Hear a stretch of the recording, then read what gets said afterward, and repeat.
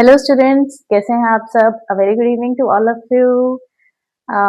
हमने अपने last videos में किया था फैक्टराइजेशन की इंट्रोडक्शन भी हमने की थी, प्लस हमने फैक्टराइजेशन के लिए पार्ट 1 की वीडियो की थी जिसमें हमने ये पढ़ा था कि हमने फैक्टराइजेशन को किस तरह से करना है by taking out the whole brackets as common factors.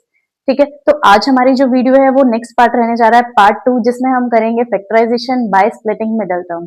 Okay students, so splitting middle term एक बहुत ही इंपॉर्टेंट टॉपिक रहता है एग्जाम पॉइंट ऑफ व्यू से। देखते हैं स्प्लिटिंग मिडल टर्म हम किन तरह की टर्म्स में लगाते हैं।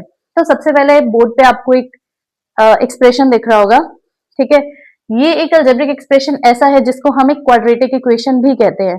क्वाड्रेटिक इसलिए ऐसी इक्वेशंस, ऐसे अलजेब्रिक एक्सप्रेशंस जिनमें x की हाईएस्ट पावर 2 है, उसको हम क्या बोलते हैं, एक अलजेब्रिक एक्सप्रेशन जो है क्वाड्रेटिक इक्वेशन। ठीक है, सो इसमें x, पूरे एक्सप्रेशन में x की हाईएस्ट पावर क्या है, 2। सो ये कौन सी इक्वेशन है, ये क्वाड्रेटिक इक्वेशन है। ठीक है, अब स्प्लिटिंग मिडल टर्म लगाने के लिए हमें क्या पता कि हमें स्प्लिटिंग मिडल टर्म लगाना है। देखो, अगर हमारी कोई भी इक्वेशन इस तरह की है जो ट्राइनोमियल है, ट्राइनोमियल एक ऐसी पॉलिनोमियल जिसमें नंबर ऑफ टर्म्स 3 हो, उसको हम क्या बोलते हैं, एक ट्राइनोमियल। सो ये टर्म देखो, ये एक्सप्रेशन देखो, 3x² प्लस 17x प्लस 10, ये एक अलजेब्रिक एक्सप्रेशन ऐसा है जिसमें नंबर ऑफ टर्म्स कितनी है, 3। तो मैं कह सकती हूँ कि ये एक ट्राइनोमियल है। यस, ये एक ट्राइनोमियल है। अब हमें ट्राइनोमियल में ये भी देखना पड़ता है कि क्या वो ट्राइनोमियल क्वाड्रेटिक है या नहीं, मतलब कि x की हाईएस्ट पावर 2 आ रही है या नहीं। यस, x की हाईएस्ट पावर 2, देन x की पावर 1, देन x की पावर 0, मतलब कि x यहाँ पर नहीं है। अगर आपको कोई भी फॉर्म इस तरह की दिखती है जिसमें x का पहले स्क्वायर हो, फिर x की पावर 1 हो और फिर उसके बाद x आपको नहीं दिखे, तो ऐसी टर्म्स में हमने क्या करना है, और नंबर ऑफ टर्म्स 3 हो, तो हमने क्या करना है, स्प्लिटिंग मिडल टर्म। सबसे पहले तो इस पूरी इक्वेशन में, इस पूरे एक्सप्रेशन में मिडल टर्म कौन सी है, ये वाली 17x is the middle term. Split का मतलब क्या है, स्प्लिटिंग का मतलब क्या है कि हमें उसको दो पार्ट्स में ब्रेक करना है, सो दैट हमारे पास जो नंबर ऑफ टर्म्स है वो कितनी आ जाए, 4। नंबर ऑफ टर्म्स हमारे पास कितनी बने, 4। अभी कितनी है, 3। ठीक है, तो इनको स्प्लिट करने का भी एक मेथड है कि मुझे 17x को किस तरह से किन दो पार्ट्स में स्प्लिट करना है। सो अब आप देखते हैं, हमेशा ये जो एक्सप्रेशन है ना, ये इस फॉर्म में होता है। This expression can be written in the form this, where a, b and c are the coefficients. A is the coefficient of x square, b is the coefficient of x and c is the constant term. Okay, हमें क्या करना है, हमें a और c यानी कि हमें 3 और 10 x स्क्वायर के साथ जो भी नंबर आपको दिया आपको उसे उठाना है, और जो लास्ट में नंबर जिसमें x नहीं है उसे उठाना है। उन दोनों नंबर्स को आपको क्या करना है, मल्टीप्लाई। मैं यहाँ पर आपके लिए कन्वीनियंस के लिए लिख रही हूँ, जरूरी नहीं है कि आपको पेपर्स में इस तरह से करके दिखाना है। मैं जस्ट आपके कन्वीनियंस के लिए कर रही हूँ कि आपको समझ आ जाए। सो प्रोडक्ट किसका करना है मुझे, 3 इंटू 10 30। ओके, मुझे 30 का करना है प्रोडक्ट। और अब मुझे क्या करना है, जो मिडल वाली टर्म है x के साथ जो नंबर है उसका क्या करना है, उसको मैं लिखूंगी सम की फॉर्म में। ठीक है, प्रोडक्ट आ गया 30 एंड सम आ गया 17। अब मुझे कोई भी दो फैक्टर्स 30 के इस तरह से बनाने हैं जिन दो को अगर तो मैं करूं ऐड तो बने 17, अगर मैं दोनों को करूं मल्टीप्लाई तो क्या बने, 30। तो 30 के फैक्टर्स अगर हम सोचे तो क्या होते हैं, 3 इंटू 10, बट 3 प्लस 10 करने पे क्या 17 आता है, नहीं। तो हम 3 और 10 के 30 के फैक्टर्स में 3 और 10 कंसीडर नहीं करेंगे। नेक्स्ट फैक्टर क्या हो सकता है, 5 इंटू 6, बट क्या 5 और 6 ऐड करने पे 17 बनता है, no. 5 plus 6 is equal to 11 which is not 17, तो हम ये दो फैक्टर्स भी यूज नहीं करेंगे। देन हम देखते हैं कि 15 इंटू 2 इज 30, या 15 into 2 is 30 and 15 plus 2 is also 17। Yes, तो हमें यहाँ पर जो दो फैक्टर्स मिले वो मिले 15 एंड 2। 15 into 2 30, 15 plus 2 17। तो हमें ऐसे ही फैक्टर्स ढूंढने हैं, और ढूंढने किसके हैं, इन दोनों नंबर्स को जब हम मल्टीप्लाई करेंगे तो मल्टीप्लाई करने के बाद जो नंबर आएगा उस नंबर के हमें फैक्टर्स ढूंढने हैं, और फैक्टर्स इस हिसाब से ढूंढने की अगर उनको हम ऐड करें या सब्ट्रैक्ट करें तो हमारे पास क्या बने, सेंटर वाली जो टर्म है 17x मतलब x, उसका जो कोफिशिएंट है वो बने। ओके, तो अब हम अपने क्वेश्चन को करते हैं सॉल्व। देखो, 3x square plus 17x plus 10, इस एक्सप्रेशन को मुझे लिखना किस तरह है, मुझे करनी है स्प्लिट, इस टर्म को स्प्लिट करना है। तो इस टर्म को स्प्लिट हम किन दो पार्ट्स में करेंगे, इस पर्टिकुलर टर्म को हम किन दो पार्ट्स में स्प्लिट करें हैं, 15x प्लस में 2x। Now 15x plus 2x is 17x। अब आ गया प्लस में 10। ओके स्टूडेंट्स, समझ आ रहा है? 3x² plus 15x plus 2x plus 10। मैंने सिर्फ और सिर्फ 17x को स्प्लिट किया है इसके दो पार्ट्स में, which is 15x and 2x। अब देखो, अगर मैं इन दोनों टर्म्स में से कुछ कॉमन निकालूं, इन दोनों टर्म्स में से, तो मेरे पास 3x कॉमन आ रहा है।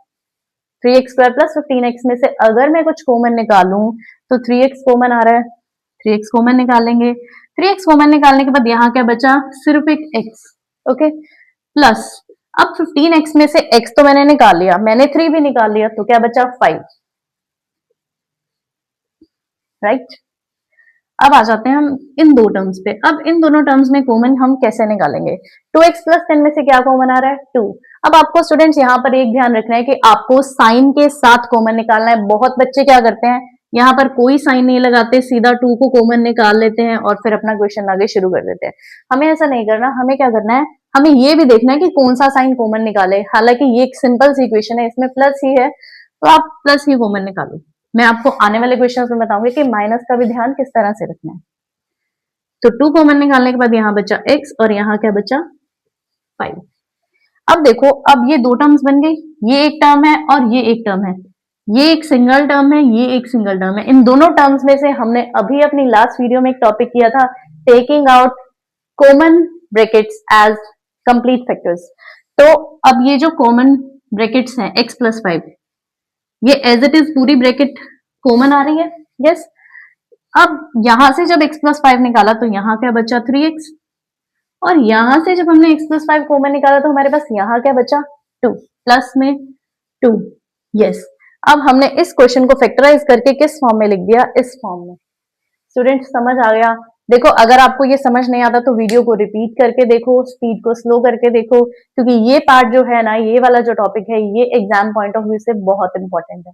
ठीक है, तो मैं अभी आपको इसके बाद एक और क्वेश्चन करवाने वाली हूँ, जिसमें मैं आपको ये बताऊंगी कि साइन की गड़बड़ आपको किस तरह से रोकनी है।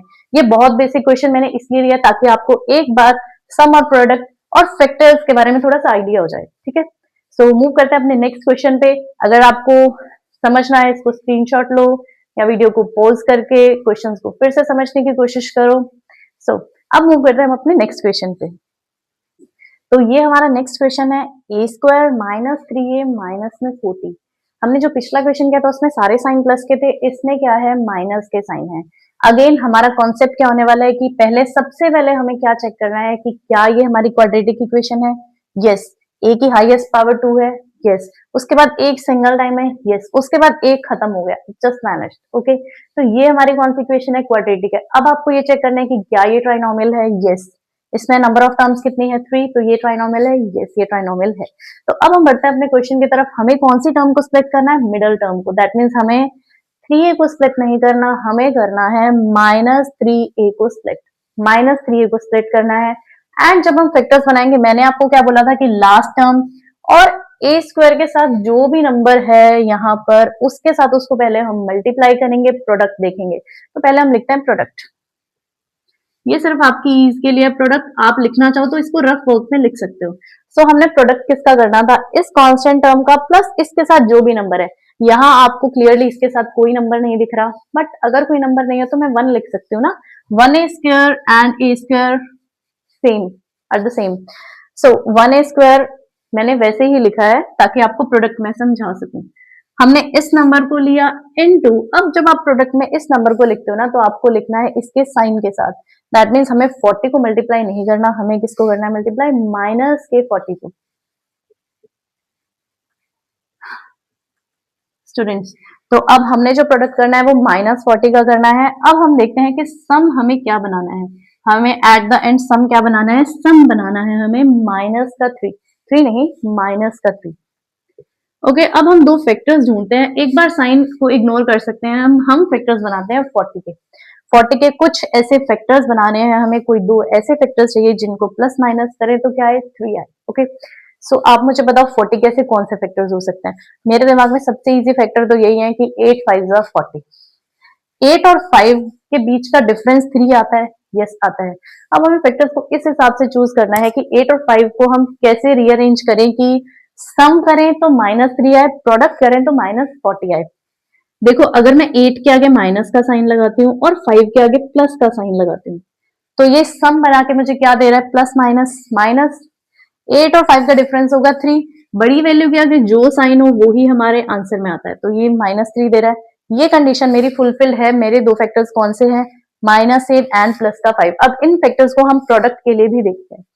अगर मैं -8 को मल्टीप्लाई करती हूँ प्लस के 5 से तो क्या -40 आता है, यस आता है। दैट मीन्स मेरे जो दो फैक्टर्स हैं वो मैंने सिलेक्ट कर लिए, -8 एंड 5। चलो क्वेश्चन की तरफ बढ़ते हैं। मैं 1 नहीं लिख रही, रीजन मैंने आपको बता दिया कि एक ही बात है। -3a की जगह हम क्या लिखेंगे, इसको हम स्प्लिट करते हैं दो टर्म्स में, -8a एंड प्लस का 5a। स्टूडेंट्स यहाँ आप a साथ में लिख सकते हो, मैंने इज करने के लिए, आपको थोड़ा इजी करने के लिए यहाँ पर नहीं लिखा है। यहाँ पर हमें a और a साथ में लिखना है, ठीक है। माइनस में 40। अब देखो यहाँ पर a कॉमन निकाला फर्स्ट टू टर्म्स में से, तो यहाँ पर क्या आ गया, a-8 प्लस इन दोनों टर्म्स में से क्या कॉमन आ रहा है, 5, तो मैंने 5 कॉमन निकाल लिया। यहाँ अगेन अंदर क्या रह गया, a-8।